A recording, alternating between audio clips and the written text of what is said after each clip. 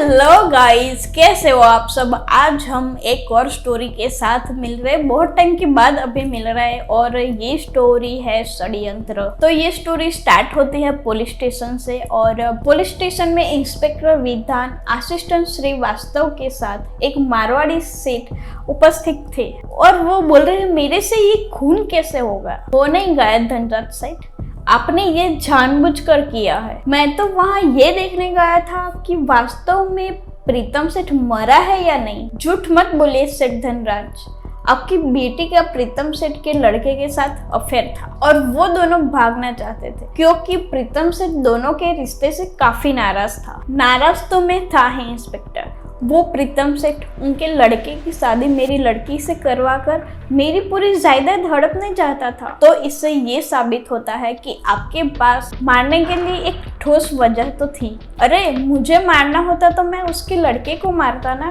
तो फिर क्या वजह थी खून करने की। मैं 1 करोड़ की लालच में आ गया था। यानी आपने सेठ की हत्या करने की सुपारी ली थी? नहीं, मुझे तो फोन आया था। उसने मुझे कहा था कि रंजित आहूजा का खून करना है और मुझे 25 लाख रुपए मिलेंगे। कौन रंजित आहूजा? मुझे क्या पता कौन रंजित आहूजा। ये तो मैंने सुबह अखबार देखा तो पता चला कि रंजित आहूजा की हत्या हो गई है और 25 लाख का पार्सल मेरे घर के दरवाजे पे पड़ा था। फिर दूसरे दिन फिर से कॉल आया। उसने कहा कि कैलाश अग्रवाल का खून हो जाएगा और मुझे 25 लाख रुपए मिल जाएंगे। पता नहीं वो मरा कि नहीं, पर 50 लाख रुपए का पार्सल मुझे मिल गया। फिर जब उसने कहा कि अगर प्रीतम सेठ का खून हो गया तो मुझे 1 करोड़ रुपए मिलेंगे और मैं लालच में आ गया। रंजित आहूजा और कैलाश अग्रवाल को तो मैं नहीं जानता था, पर प्रीतम सेठ को तो मैं जानता था और मैं प्रीतम सेठ के घर चला गया कि वास्तव में उनका खून हुआ है या नहीं वो देखने के लिए। आपकी कहानी काफी रोमांचक है मिस्टर धनराज, लेकिन आपको ये जानकर हैरानी होगी कि पिछले 2 हफ्तों में रंजित आहूजा या कैलाश अग्रवाल का मर्डर होने की कोई खबर पुलिस को मिली नहीं है। ये कैसे हो सकता है? मैंने खुद पेपर में पढ़ा था और वो 50 लाख रुपए के पार्सल अभी भी मेरे घर में पड़े हैं। आप खुद चलकर देख लीजिए। ये देखिए अखबार जिसमें रंजित आहूजा की मौत की खबर पहुंची थी और ये दूसरा अखबार जिसमें कैलाश अग्रवाल की मौत की खबर थी। इंस्पेक्टर विधान ने दोनों अखबारों को गौर से देखा और सेठ धनराज को वापस देते हुए कहा, इसमें ऐसा कोई खबर नहीं है। ये कैसे हो सकता है? धनराज सेठ राज ने पेपर देखते हुए कहा, लेकिन रुकिए इंस्पेक्टर साहब, वो 75 लाख रुपए और पार्सल अभी भी मेरे घर में है। सेठ धनराज हड़बड़ाया और काफी घबराया हुआ था। घर में कोई रुपयों का पार्सल नहीं मिला। आपको इसके बारे में कुछ मालूम है क्या? सब इंस्पेक्टर ने धनराज की बेटी से ये सवाल किया। सर, अखबार के बारे में तो मुझे नहीं मालूम, लेकिन एक पार्सल तो आया था, मैंने ही उठाया था, काफी वजन था, लेकिन अब ये पार्सल के बारे में मुझे कुछ मालूम नहीं है सर। वाह, इंस्पेक्टर श्रीवास्तव ने कहा, अखबार में से न्यूज गायब हो जाती है और अब रुपयों का पार्सल जो आया था वो भी गायब होगा। ये मेरे खिलाफ साजिश है इंस्पेक्टर साहब, कोई मुझे फंसाना चाहता है। बेटी रेशमा, तुम कुछ बोलो। जी हाँ, वो पार्सल दरवाजे से मैंने ही लिया था, लेकिन अब वो कहाँ है मुझे नहीं मालूम। अचानक इंस्पेक्टर विधान की नजर किसी चीज पे पड़ी। उसने आगे बढ़कर एक चीज उठाई। वो पार्सल के कवर का फटा हुआ टुकड़ा था। उधर पुलिस स्टेशन में श्रीवास्तव, ये केस को हम जितना हल्के में ले रहे थे उतना सीधा नहीं है, कुछ तो बड़ी गड़बड़ी है। उस मोबाइल फोन का कुछ पता चला क्या जिसमें हमें हत्या की सूचना मिली थी? अभी तक नहीं सर, फोन एंगेज आ रहा है और नंबर भी प्रीपेड है। तलाश जारी रखो श्रीवास्तव। शायद हमको सूचना देने वाले को पहले से पता था कि प्रीतम सेठ का खून होने वाला है, या फिर वो खुद कातिल है किसी दूसरी जगह।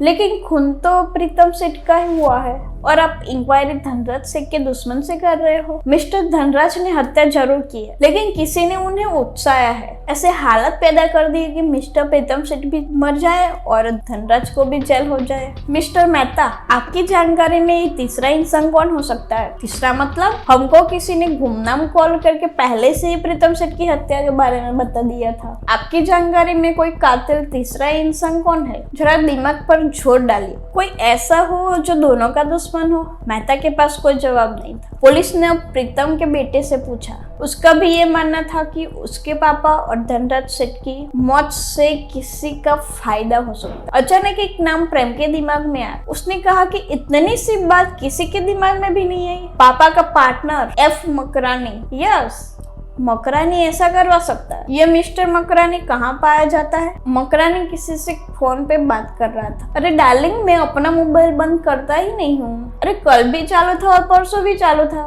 मकरानी का नौकर पानी की ट्रे के साथ वहाँ पे खड़ा था, जैसे वो बात सुनने की कोशिश कर रहा हो। उसकी नजर मकरानी पर थी। उसने पानी का ग्लास उठाया और सामने रखने की कोशिश कर रहा था, लेकिन उसका ध्यान तो मकरानी पे ही था। जैसे ही उसने ग्लास नीचे रखना चाहा, ग्लास नीचे गिर गया। उल्लू के पट्टी, एक काम भी ठीक से नहीं करता। सुबह सुबह ग्लास तोड़ दिया, अब इसका पैसा कौन तेरा बाप भरेगा? बाप पे मत जाओ सेठ, मेरे पगार से काट लेना। अरे तेरा पगार है ही कितना कि मैं तेरे पगार से काट लूं? नौकर भी सामने बहस करने लगा। मेरे पास काम की कोई कमी नहीं है। यहाँ से निकाला और सेठ धनराज की ऑफिस ज्वाइन कर ली। अरे जा, वो खुद जेल में चक्की पीस रहा है, लेकिन मेहता साहब तो है ना, जा यहाँ से। और नौकर चला गया। इंस्पेक्टर विधान और सब इंस्पेक्टर श्रीवास्तव सब सुन चुके थे। हेलो मिस्टर मकरानी, मैं इंस्पेक्टर विधान, कहिए मैं आपकी क्या हेल्प कर सकता हूँ? मुझे कुछ सवालों के जवाब चाहिए। पूछो।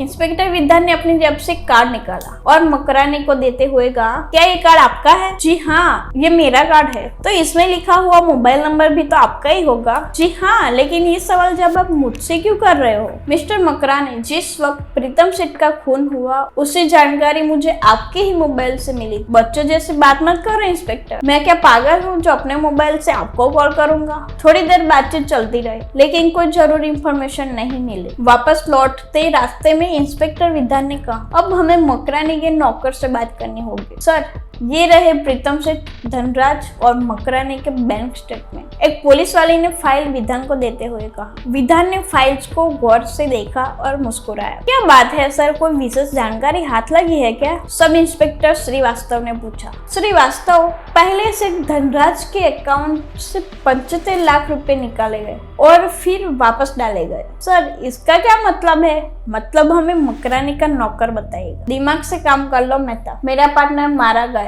और तुम्हारा पार्टनर जेल में है। किस्मत सामने से चल के हमारी ओर आई है। एक बार फिर सोच लो। मकरानी, तुम अपने पार्टनर को धोखा दे सकते हो, लेकिन मैं ऐसा अपने पार्टनर के साथ कभी नहीं कर सकता। धोखा देने को कौन कर रहा है मेहता? तुम्हारा पार्टनर जेल में होने की वजह से अपनी पावर ऑफ अटर्नी तुम्हें देगा। तो क्या मेहता, तुम जिसे चाहो अपना पार्टनर बना सकते हो। हम दोनों मिलकर मार्केट में धमाका कर देंगे। मेरा ऑफर मान लो मेहता। और मैंने इनकार कर दिया तो आपका भी वही अंजाम होगा जो प्रीतम सेठ और धनराज का हुआ है। इंस्पेक्टर विधान ने अंदर दाखिल होते हुए कहा। इंस्पेक्टर विधान, आप?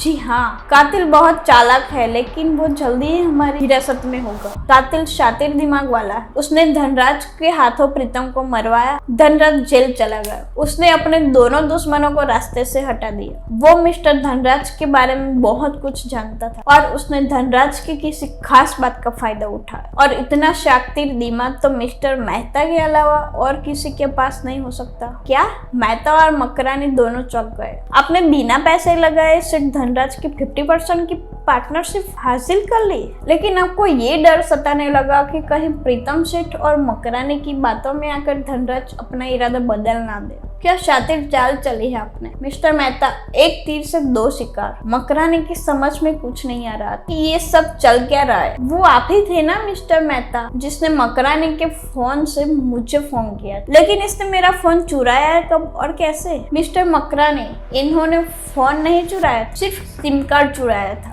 वो भी आपके ही नौकर के हाथों। नौकर को लेकर सब इंस्पेक्टर वास्तव भीतर दाखिल हुए। अब तो आपके पास अपना जुर्म कबूलने के अलावा और कोई रास्ता नहीं है। मेहता ने अपना जुर्म कबूल करते हुए कहा कि धनराज ने मुझे पार्टनरशिप तो दे दी, पर हमेशा मेरा अपमान किया, मेरे साथ नौकरों जैसा व्यवहार किया। मैं कब तक एक जिल्लत भरी पार्टनरशिप को सहता? मैंने शादी प्लान बनाया। धनराज लालची तो था ही। मैंने पहले 25 लाख और फिर 50 लाख का पार्सल दिया। किसी और के मर जाने से उसको पैसे कैसे मिल सकते थे? रंजीत आहूजा और कैलाश अग्रवाल मेरे खुद के बनाए हुए किरदार थे। अगली बार जब मैंने कहा कि प्रीतम सेठ का खून हो जाएगा और उसे 1 करोड़ रुपए मिलेंगे, लेकिन पता नहीं लालची धनराज ये देखने चला गया वास्तव में प्रीतम सेठ की हत्या हुई कि नहीं, और बेवकूफ ऑन द स्पॉट पकड़ा गया। मैंने मकरानी के नौकर के जरिए उसके मोबाइल से सिम कार्ड चुराया और सबको बेवकूफ बना। अगर मकरानी का फोन पकड़ा जाता तो उससे भी सजा हो जाती। इस तरह तीनों मेरे रास्ते से हट जाते और मुझ पर कोई शक नहीं करता। मेहता को हिरासत में ले लिया गया और यहाँ पे स्टोरी का एंड हो गया। अगर आपको ये स्टोरी पसंद आती है तो ये वीडियो को लाइक कीजिए, शेयर कीजिए और ये चैनल को सब्सक्राइब कीजिए। और आगे ऐसे ही स्टोरी देखने के लिए आप इस चैनल के साथ जुड़े रहिए।